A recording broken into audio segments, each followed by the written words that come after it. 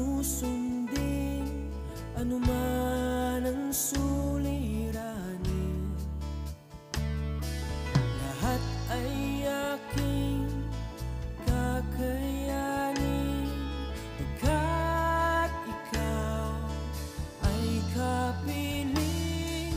Subukin man ng panahon, mananatili sa'yo, Panginoon.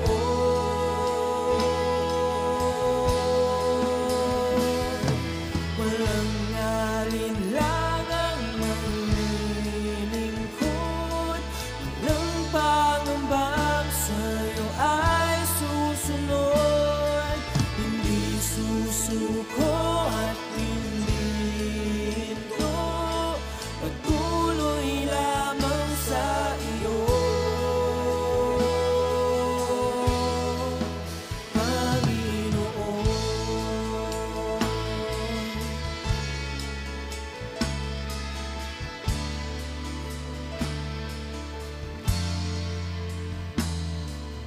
Ikaw ang aking paglilingkuran, kahit saan dalhin.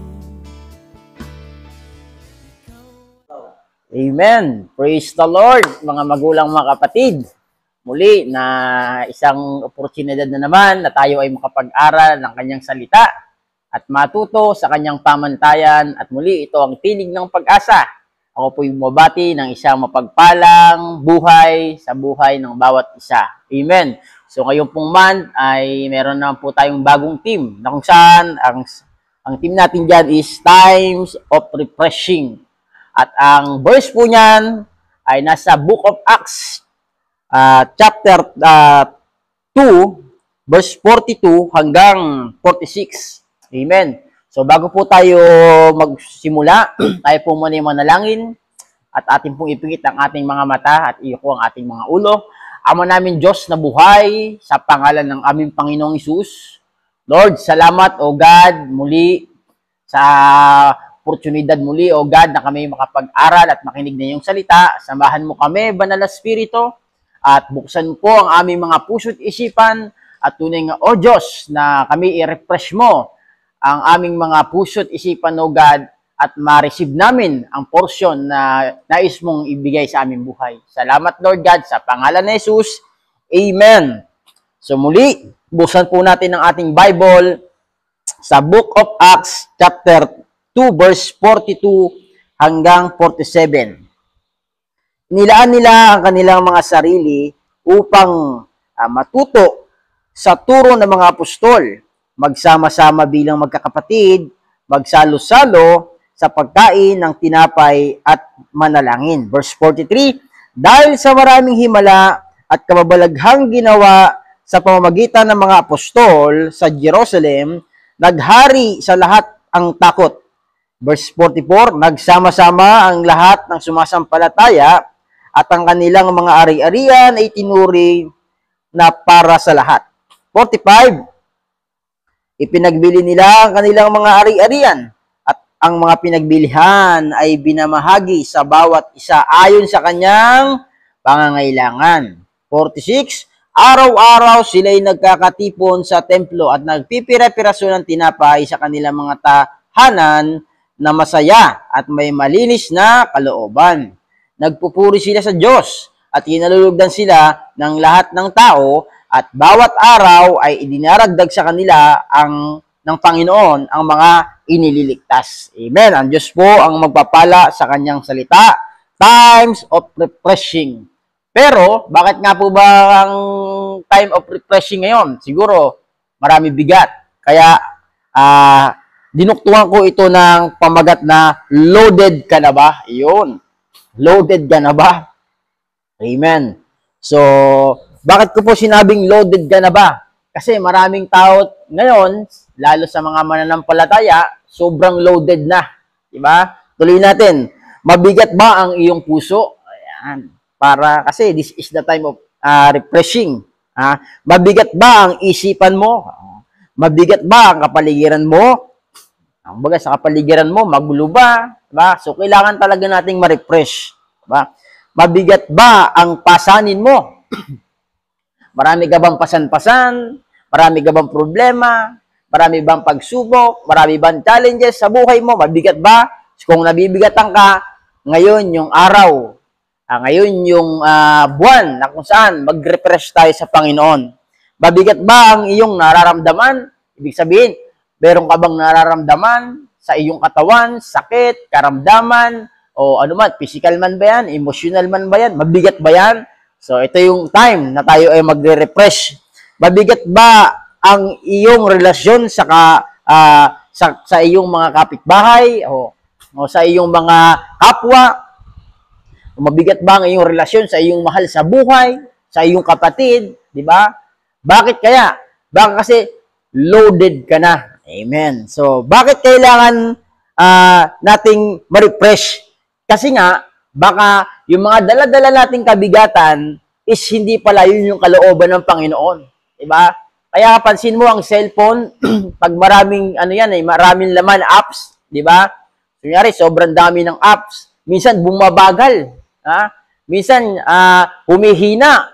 Kaya nga, minsan, kailangan mong i-refresh, meron kang kailangan tanggalin na apps na hindi na nagpapabigat para hindi ko minsan bumibilis dahil maraming ang apps. Sa buhay din natin ganon. Baka minsan kaya tayo nabibigatan sa ating pananampalataya, sa ating buhay, kasi baka maraming apps dyan sa puso natin o sa ating isipan, sa ating buhay, di ba? Na kung saan na nakakapagpabigat sa ating paglilingkod, sa ating pagpapatuloy, sa ating pagpapatuloy sa paglilingkod. Kaya nga, as meron sinasabi sa Biblia, alam ko po ito'y alam na alam natin, sa Matthew chapter 11, verse 28 hanggang 30. Basahin po natin. Lumapit kayo sa akin, kayong lahat na nahihirapan, at nabibigat ng lubha sa inyong pasanin, at kayo'y bibigyan ko ng kapahingahan. 29. Pasanin ninyo ang aking pamatok, at sundin ninyo ang aking mga itinuturo, sapagkat ako'y maamo, at mapagpakumbabang loob. Matatagpuan nyo sa akin ang kapahingahan.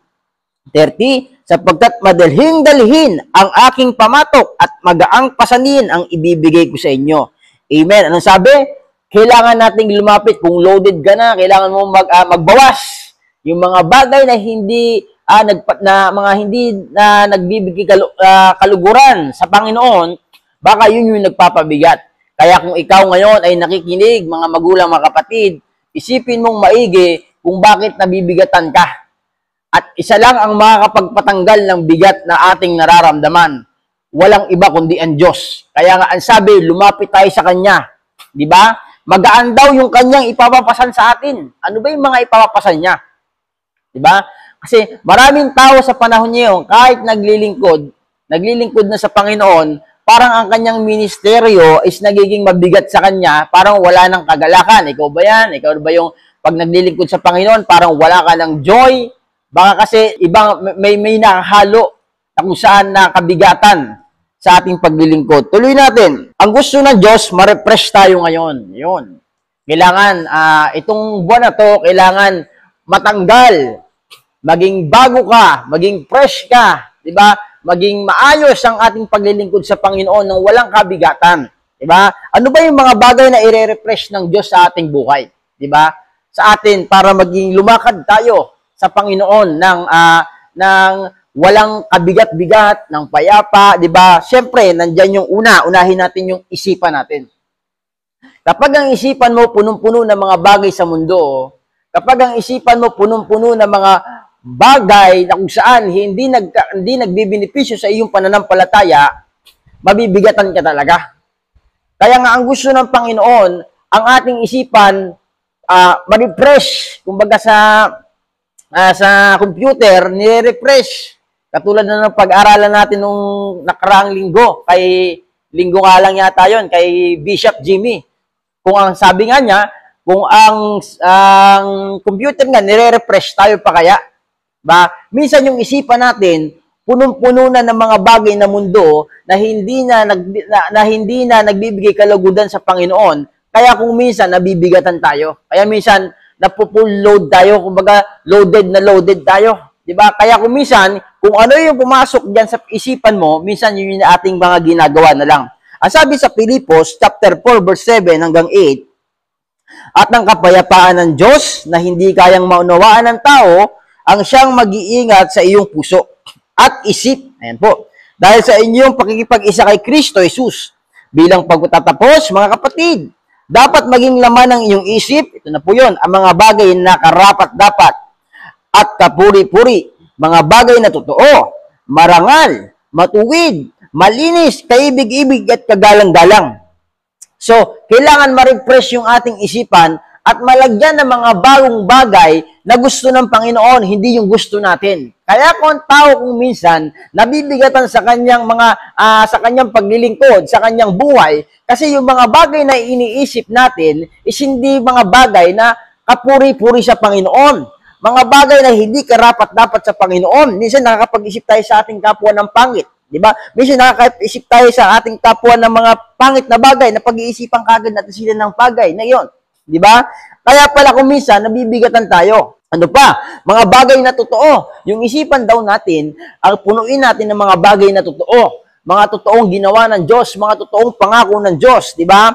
Mga marangal, mga matuwid, mga malinis, kaibig-ibig at kagalang-galang. Ang unang gustong i-refresh ng Diyos para ma-experience natin yung refreshing, di ba? Una yung isipan, yung mind natin. Kailangan punong-puno yan ng salita ng Diyos. Punong-puno yan ng mga bagay na karapat-dapat, mga bagay na kapuri-puri, mga bagay na totoo, mga bagay na marangal, na mga bagay na matuwid, na mga bagay na malinis, na mga bagay na kaibig-ibig at kagalang-galang. Amen? So, ngayon kapatid, kung yung isipan mo, medyo magulo. Di ba? Ang sabi sa ating binasa kanina sa una, ilapit mo sa Lord. Ang Diyos ang maglalagay ng mga bagong bagay dyan na kung saan magiging mapayapa ang ating isipan. Pangalawa, di ba? Paano ba natin may experience yung refreshing? Di ba? Siyempre, kailangan yung puso. Una, yung mind. Pangalawa, yung puso. Di ba? Diyan lang naman tayo nabibigatan palagi. Sa palagi nating iniisip.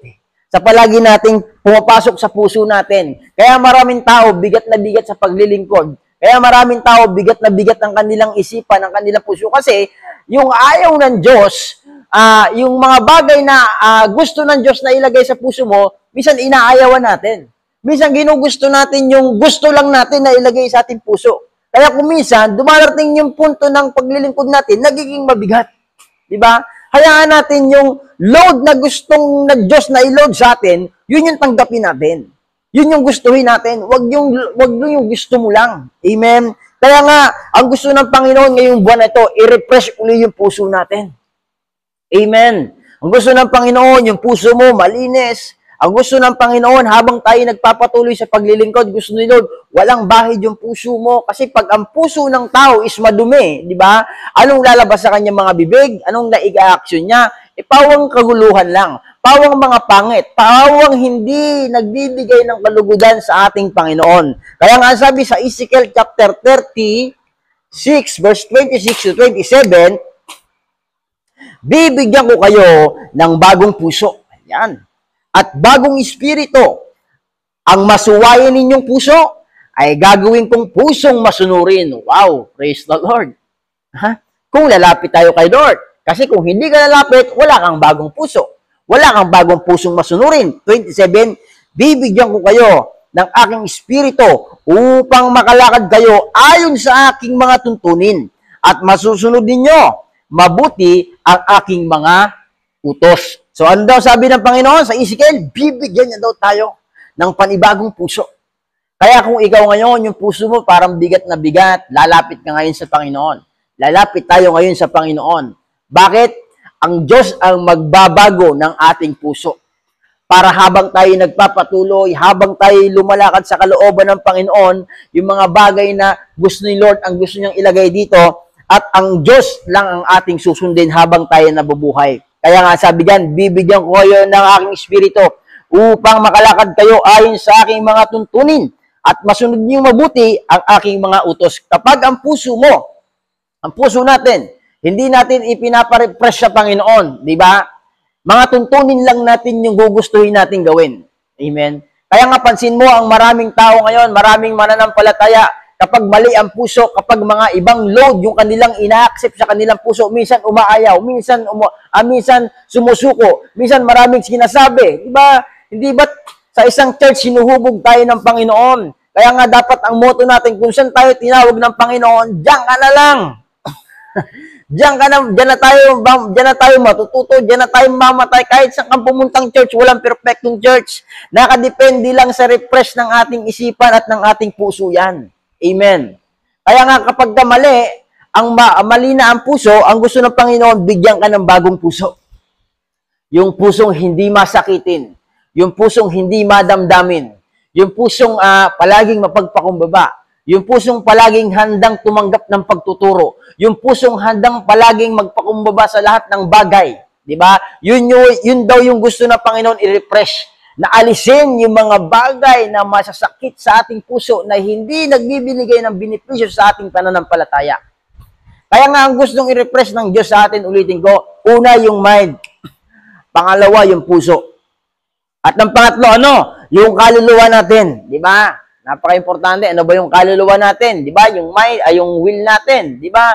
Yung senses, 5 senses natin. Basahin natin sa Awit chapter 103, verse 1 to 2. Si Yahweh ay pupurihin o aking kaluluwa at lahat ng nasa akin magsipuri sa Kanya. Purihin mo siya sa tuwina na banal na ngalan niya. Si Yahweh ay purihin o aking kaluluwa at huwag mong kaliligtaang mabuti niyang gawa. So, ito po yung sulat ni David, di ba? Na kung saan yung kanyang kaluluwa, parang ayaw nang magpuri kasi loaded na. Di ba? Parang gusto nang manahan dito sa mundong ito. Ayaw nang magpuri, ayaw nang manalangin, ayaw nang umawit, ayaw nang magpunta sa gawain. Kasi yung kaluluwa niya parang gusto na dito sa mundong ito. Kaya nga sinabi, inutusan ni David ang kanyang kaluluwa, oh, bless the Lord, oh my soul, di ba? And always within me, bless the holy name. Amen. Kaya nga sa ating buhay, ang gusto ng Panginoon, habang tayo lumalakad sa paglilingkod, ma-refresh uli. Amen. Kasi baka bumabagal na. Di ba? Yung computer na bumabagal, anong ginagawa? Minsan, nire-reformat. Kailangan na sigurong i-reformat yung ating isipan, kasi sobrang full na, dami na di ba? Minsan, yung puso natin, baka kailangan nang i-reformat yan. Kailangan nang tanggalin yung mga apps yan. Di ba? Kailangan nang tanggalin yung mga nakaload yan. Di ba? Kailangan na tayong mag-unload. At ang mag-aalis niyan, walang iba kundi ang Diyos. Amen. Kaya nga, yung kaluluwa natin, kailangan din yan mai-refresh, na maipaalala sa ating kaluluwa, uy, kaluluwa, hindi ka taga rito. Hindi ka taga mundo. Taga langit ka na. Di ba? Doon na talaga ang buhay mo. Kaya lang kung minsan, yung kaluluwa natin parang nawiwili na dito sa mundong ito. Di ba? Nadadaig ng flesh. Sabi nga ni Jesus Christ, the spirit is willing, but the flesh is weak. Dinadala na ng flesh yung ating kaluluwa. Kaya kailangan ma-refresh yan. Kailangan yung maging pananaw mo, di ba? 5 senses, pananaw, pakinig, pangamoy, pakilasa, pakiramdam, dapat ang palagi nating makita ng kaluluwa natin, ito pala ang plano ng Diyos sa buhay ko. Di ba? Dapat ang palagi nating marinig, ito pala ang pangako ng Panginoon sa buhay ko. Di ba? Dapat ang palagi nating madama is yung pag-ibig ng Diyos. Di ba? Kaya nga, ano pa bang kailangan ma-refresh muna sa atin? Kasi mahirap magpatuloy kapag loaded ka. Lalo na kung ang lagi mong niloload sa buhay mo. Di ba? Palaging pang makamundo, matatakpan talaga, kapatid. Matatakpan yung paglilingkod mo ng mga bagay ng mundo na lang. Kaya kung minsan mo, papapansin mo, maraming tao, mas prioridad ang mundo kaysa i-prioridad ang Diyos. Kaya nga ano pa, ang gusto ng Lord na i-refresh, siyempre yung lakas natin, strength. Diba? Ang sabi sa Isaiah chapter 40, verse 29 to 31, ang mahihina't mga napapagod ay kanyang pinapalakas. Yun. Diba? Kahit na ang mga kabataan ay napapagod, ay nanlulupaypay, ngunit muling lalakas at sumisigla ang nagtitiwala kay Yahweh. Lilipad silang tulad ng mga agila. Sila'y tatakbo, ngunit hindi mapapagod. Sila'y lalakad, ngunit hindi manghihina. Amen? Minsan, kung nararamdaman mo na sa sarili mo, parang pagod na pagod ka na. parang ayaw mo na, parang lupay-pay ka na, kailangan mo nang lumapit sa Lord. At ang sabi diyan, ang mahihina, mga napapagod ay kanyang palalakasin. Gusto ni Lord, palakasin muli ang ating kalakasan. Dahil pag sa Panginoon ka naglingkod, ang sabi sa Bible, the joy of the Lord is our strength. Amen.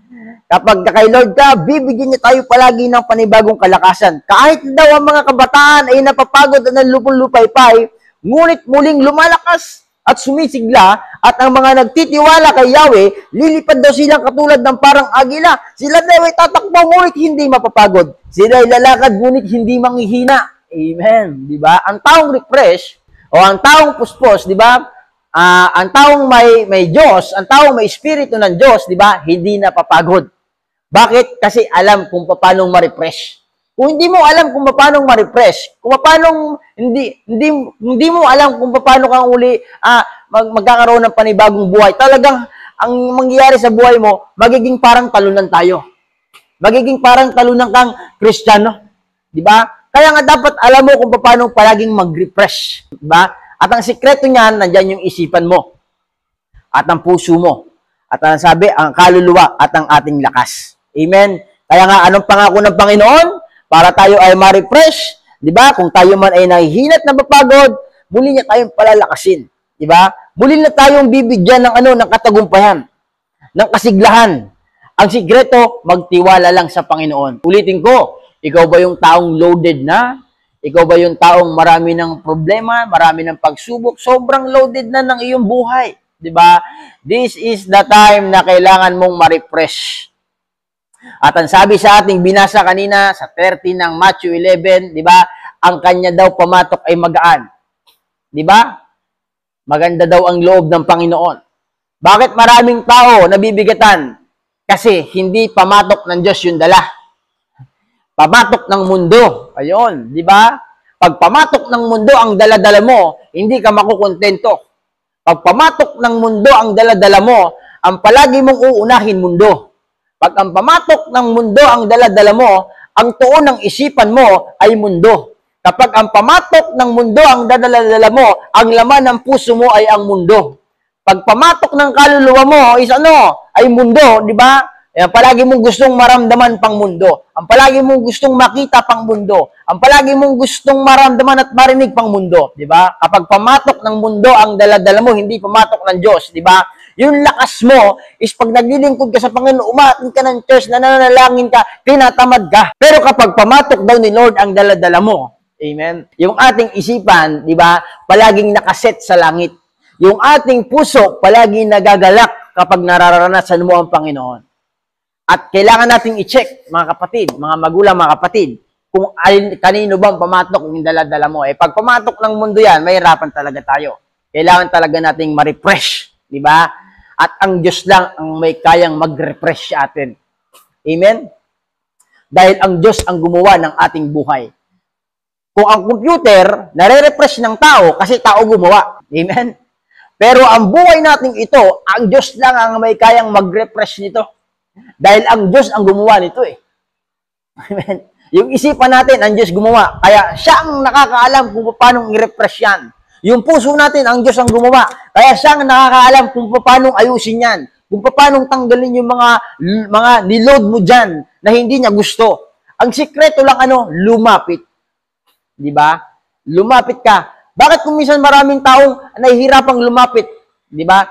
Kasi baka hinahadlangan ka ng kaaway, kapatid. Diba? Dumarating ba sa punto ng buhay mo na nahihiya ka? Diba? Dumarating ba sa punto ng buhay mo baka hindi ka napatawarin ng Panginoon? No, kapatid. Diba? Lumapit tayo sa Panginoon. Dahil ang paglilingkod sa Panginoon, kapatid, diba? May kasiyahan, may kagalakan, may kapuspusan ng Santong Espiritu. Na kung saan, kung yung binasa natin kanina sa Book of Acts, sila ay nakapaghayo, sila ay nakapagbenta ng mga ari-arian, dahil sila ay refresh. Amen? Ano ibig sabihin kong refresh? The Holy Spirit ay pumunta sa kanilang buhay. Nung maranasan nila ang Holy Spirit, na-refresh sila. Di ba?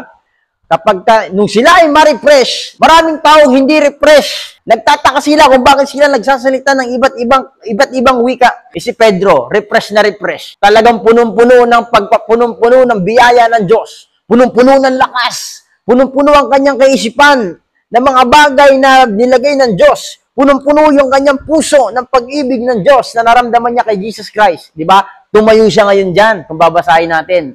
At nung siya ay mangaral, di ba, ilang libo-libo ang naligtas. Ganun din sa'yo.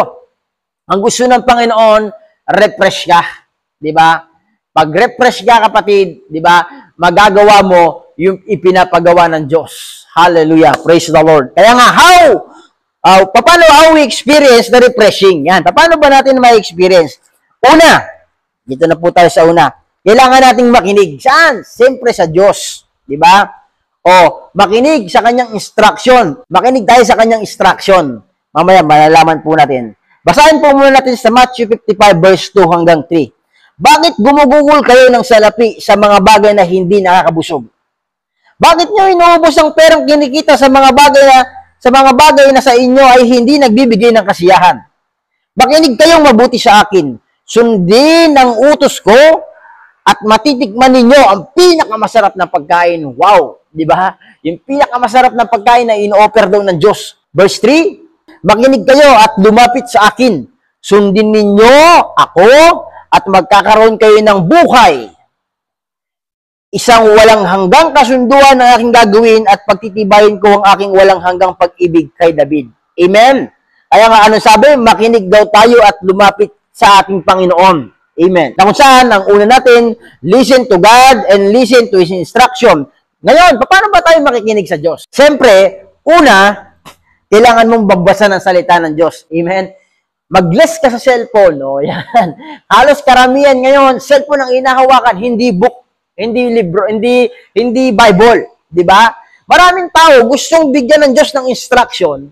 Kaya lang, hindi ng Diyos mabigyan ng instruction kasi ang hawak, minsan, cellphone. Una, how to listen sa Panginoon, sa Diyos. Siyempre, first, read the Bible every day. Joshua 1:8, nandiyan yan, alam natin. Saan? Sa mga bagay na mga bagay na nagiging hadlang upang hindi mo mapakinggan ng Diyos. Actually, gustong-gusto ng Diyos na magbigay sa atin ng instruction. Kaya lang, hindi natin siya marinig. Kasi, yung mga bagay na panlupa, kung minsan, yun yung nabibigyan natin ng atensyon.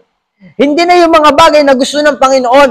Kaya maraming tao ngayon nabibigatan. Maraming mga tao ngayon na nililingkod is parang ang kanilang ministeryo ay parang na lamang pasanin na kung saan parang wala na silang joy, wala na silang love, wala na silang peace. Bakit? Kasi hindi na kuminsan naaalala na magbasa ng salita ng Diyos. Kaya nga, read your Bible, less to your cellphone. O yun. Kung may cellphone ka naman, may Bible ka dyan, siyempre, basahin mo yung Bible. Hindi yung mga load, hindi yung mga apps. Di ba? Minsan, ganun tayo eh. Kaya kung minsan napupul tayo. Napupul yung storage ng ating puso. Napupul yung storage ng ating isipan ng mga bagay sa mundo kasi ang ating mata palaging na lang nakatuon dito. Amen. Okay naman to eh, di ba? Ang kailangan lang natin gawin, kapatid. Minsan nga, dito pa sa cellphone naglalabas ng sama ng loob. Imbis ang sabi sa Bible, lumapit ka sa akin, di ba? Minsan, kahit Kristiyano, kahit pastor, kahit mga lingkod ng Diyos magta-type ng naka-experience sa ibang tao ng pangit, sa cellphone ilalagay. Kumukuha ng atensyon sa tao. Ba't hindi mo kuha? Ba't di natin kunin yung atensyon ng Diyos? Ba't di natin kunin yung atensyon ng Diyos? Huwag kang mag-type dito sa tao. Huwag mo ipakita sa tao. Ipakita mo sa Diyos. Lumapit tayo sa Diyos na magre-refresh ng ating isipan, na magre-refresh ng ating puso, na magre-refresh ng ating lakas, na magre-refresh ng ating mga bagay na kung saan palalakasin ulit tayo ng Panginoon. Amen? How to listen to God? Maraming tao hindi na nakakapakinig sa Diyos eh. Bakit? Kasi nga, hindi na book of law, hindi na book na Biblia ang binabasa. Palagi na lang hawak cellphone, nasa crucial time tayo. Na ang ginagamit ng kaaway sa ating mga mata is yung mga bagay lamang na gusto na panglaman. Amen. Kaya nga gusto ng Panginoon, makinig tayo sa Kanya. Paano tayo makikinig kung hindi na tayo nagbabasa? Paano tayo makikinig, di ba? Kung palagi na lang mas marami tayong oras na ganyan. Amen. A, yun yung A. Under ng number 1, listen to God. Paano ba natin makipakinggan ng Panginoon? B, fellowship. Yan. Maraming tao wala ng fellowship. Kung mapapansin mo, kapatid, mga magulang, mga kapatid, napuspos yung mga apostol, nag-fellowship sila dun sa ibabaw eh. Amen. Ang pinag-uusapan nila para sa Panginoon. Di ba? Inaantay nila yung kapuspusan. Di ba? Pag wala ka ng fellowship, di ba? Minsan magre-reveal ang Diyos sa pamagitan ni brother, ni sister, di ba? Mga kabasa, yun yung tinatawag na nagpipira-piraso. ng pagkain. Ibig sabihin, di ba? Parang ang pagkain natin is salita ng Diyos. Fellowship, less to the world. Yan. Pagka marami kang fellowship sa mundo, ba? Kumaga party-party, pasyal-pasyal, di ba? Tapos yung pasyal mo, hindi naman nalulugod ang Panginoon. Di ba? Ako nga, ang gusto ko talagang puntahan. Ang langit eh. Di ba? Di ba dito, kukuha ka ng passport. Maglalaan ka ng maraming pera. Ako, maglaan ka rito sa lupa ng mga bagay na ikaw pupunta mo sa langit. At doon, pag napunta ka, sigurado mas maganda pa sa Boracay. Last of the ice lang yun eh. Diba? Kaya nga, less tayo sa world. Sa mundo. Sa world. Diba? Kailangan natin ng fellowship. Mapapakinggan natin ng Panginoon kung tayo ay nagbabasa ng salita ng Diyos at tayo ay nakikipag-fellowship. Diba? At nililis natin yung mga bagay sa mundo. Hindi natin siya inaalaw na ma-load sa atin. Amen. Hebrews chapter 10 verse 21. Huwag natin kaliligtaan ang pagdalo sa ating mga pagtitipon. Gaya ng ginagawa ng ilan. Sa halip, palakasin natin ang loob ng isa't isa. Lalo na ngayon, nakikita natin malapit na ang araw ng Panginoon. Kung nakikita mo na malapit na ang araw ng Panginoon, na tayo na marerefresh ng Diyos, magpapalakas ka, hindi ka mampapahina. Amen? Ang taong refresh, nagpapalakas. Ang taong refresh, tumutulong. Ang taong refresh, nagbibigay ng karangalan sa Diyos. Amen? Kaya, minsan, hindi mo na mapakinggan yung salita ng Diyos kasi lack of fellowship ka na. Amen? Lack of fellowship ka na sa mga man of God, sa mga mananampalataya. Di ba? Ang palagi mo nalang pinipellowship mundo. Kaya kung minsan, parang burden na sa'yo yung paglilingkod sa Panginoon. Saan ba ang punta natin? Hindi ba't sa langit? Sa langit. Kaya nga, palaging i-fellowship natin pang makalangit. Kaya mo yung magsasabi sa yung KJ ka naman. Di ba rin lang maging KJ? Basta ang punta natin sa langit. Amen. Letter C. Dito po, paano ba natin magpapakinggan ng Diyos? Sabi sa C, obey or listen to your pastor. Di ba? Sila yung binigay sa atin eh. O less fellowship pa rin sa mundo. Di ba? Ang i-fellowship mo palagi, ang palagi mong sundin is yung iyong pastor. Sinasabi mong mahal mo ang Diyos, sabi sa Biblia, ngunit ang mga tao nakikita mo hindi mo naman mamahal. O ibig sabihin, merong mga tao talaga na inilagay sa ating buhay na kung saan magre-refresh sa atin. Di ba? Nagagamitin ng Panginoon. Ang sabi sa Hebreo chapter 13 verse 17, pasakop kayo at sumunod sa mga namamahala sa inyo. Sila ay may pananagutang mga alaga sa inyo at mananagot sila sa Diyos, ukol diyan. Kung sila ay susundin nyo, magagalak sila sa pagtupad ng kanilang tungkulin. Kung hindi, sila ay mamimigati at hindi makakabuti sa inyo. Amen? Ano po yun? Kailangan daw natin magpasakop. Kung minsan, sa sobrang loaded ka na, minsan, pinapalagay mo na yung sarili na magaling. Mas magaling pa kay pastor. Mas magaling pa sa iyong leader. Di ba? Wala ka ng pagpapasakop. Amen? Ang totoong nare-refresh, di ba, ng Holy Spirit, palaging may pagpapakumbabaan sa kanyang puso. Amen? Kaya nga po sa ating buhay, kapatid, ulitin ko lang ito, no? Hanggang doon lang po tayo sa letter C. Mahaba po kayo ito. So, ulitin ko lang po, loaded ka na ba? Ayan. Recap na po tayo. Mabigat ba ang iyong puso? Ayan. Ayan. Mabigat ba ang iyong katawan? Mabigat ba ang iyong isipan? Mabigat ba ang kapaligiran mo? Mabigat ba ang pasanin mo ngayon? Mabigat ba ang iyong nararamdaman? May mabigat ba sa iyong relasyon, sa iyong kapwa? Diba? Alam sabi ng Panginoon, lumapit tayo sa Kanya. Diba? na siya lang ang tanging solusyon para ma-refresh ka. Ulitin ko, yung cellphone mo, na hawak-hawak ngayon, na yan, na pinapanoodan mo, kaya mong i-refresh yan eh. Kasi gawa ng tao yan. At meron yung mga application, meron yung mga manual kung paano mai-refresh. Pero itong katawan natin, di ba? Ang Diyos lang ang may kakayahang mag-refresh dito. Ang Diyos lang ang may kakayahang mag-refresh ng ating isipan. Ang Diyos lang ang makakayahang mag-refresh ng ating puso. Dito na po tayo magtatapos. Ulitin lang po natin yung Matthew chapter 11 verse 28 hanggang 30. Lumapit kayo sa akin, kayong lahat na nahihirapan at nabibigatang lubha sa inyong pasanin. At kayo bibigyan ko ng kapahingahan. Gusto mo ba ng kapahingahang nagmumula sa Panginoon? Di ba? Lalapit po tayo sa Panginoon. At kung ikaw ay may nararamdaman sa iyong katawan, di ba? Ang dala-dala ng Panginoon, pagpapala ng kagalingan, pagpapala ng kapayapaan, pagpapala ng katiwasian ng ating isipan, pagpapala ng puso na kung saan gusto ni Lord i-renew, i-revive, di ba? Ang kailangan lang natin gawin. Bawas ka sa mga load na inilalagay ng mundo sa'yo. Kailangan marunong kang stop. Marunong kang kumilatis. Marunong kang mag-check o mag-analyze ng mga bagay na papasok sa puso mo. Kasi kung hindi ka marunong, hindi mo ma-identify kung ano yung mga papasok, papasok ko lang ng papasok, mabibigat ang kauli. Ulitin ko, ang Diyos lang ang may kakayahang mag-refresh sa atin. Dahil siya ang may gawa nito. Amen? Kaya ngayong araw na ito, mga magulang, mga kapatid, katulad ng ating napag-aralan ngayon, time of refreshing, may experience natin yung refreshing ng mind, ng strength, ng heart, ng soul, di ba? Ng mga bagay na gusto mong mai-refresh sa'yo, walang iba kundi ang Diyos ang ating lalapitan. Amen. So tayo po'y pumikit at tayo po'y manalangin. Kung meron kang nararamdaman, ipatong mo sa yung nararamdaman yung iyong kamay. Mananalangin po tayo. Hallelujah, hallelujah, O God. Hallelujah, Lord Jesus. Hallelujah. Lord, maraming salamat, O God, sa kabutihan mo sa buhay ng bawat isa. Tunay nga, O Diyos, na kung meron man mga nakakapakinig ngayon na mga nabibigatan sa kanyang pasanin, mga nabibigatan sa kanilang puso, sa kanilang isipan, nabibigatan sila sa kanilang buhay, Panginoon. Lord, kami po'y lumalapit sa iyo, Panginoong Ama, sa pangalan ng aming Panginoong Isus. Na tunay nga, O Diyos, na i-refresh mo kami, Panginoon. I-refresh mo ang buhay ng bawat isa.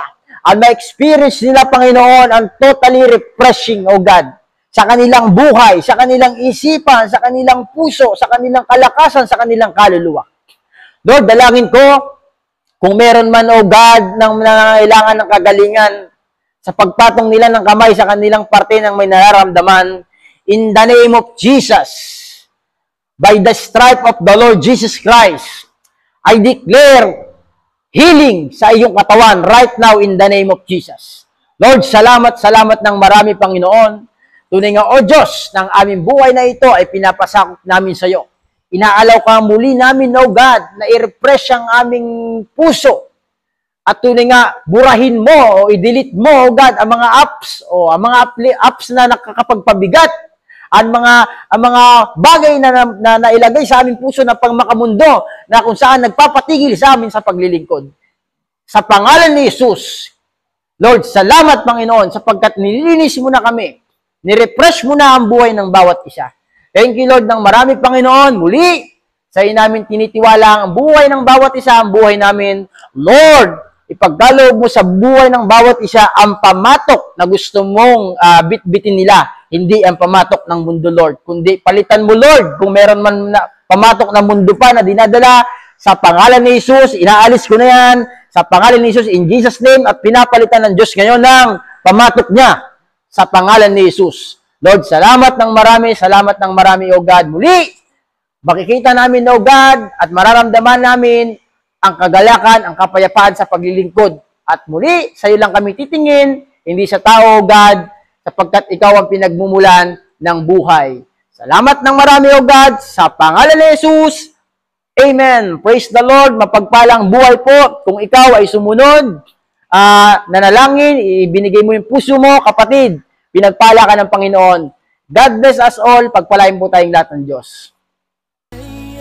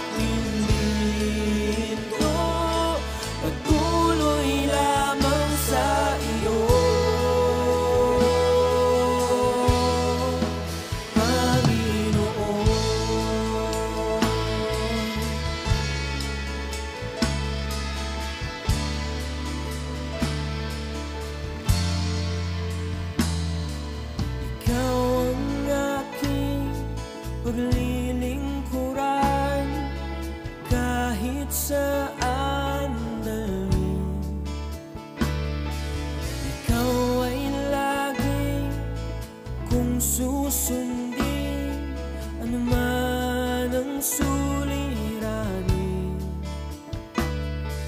Lahat ay aking kakayanin, pagkat ikaw ay kapiling. Subukin man ang panahon, mananatili sa'yo, Panginoon.